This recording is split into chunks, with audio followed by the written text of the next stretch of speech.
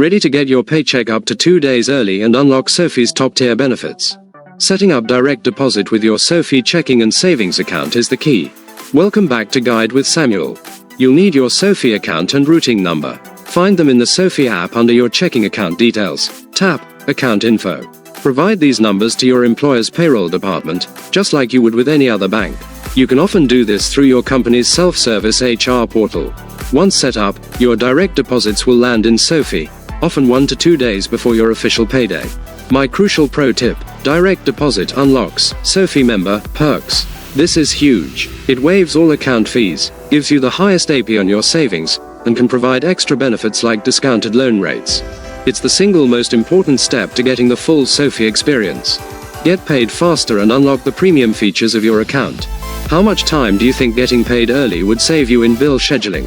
For more smart banking guides, please subscribe. Thanks for watching. I'm Samuel, and I'll see you soon.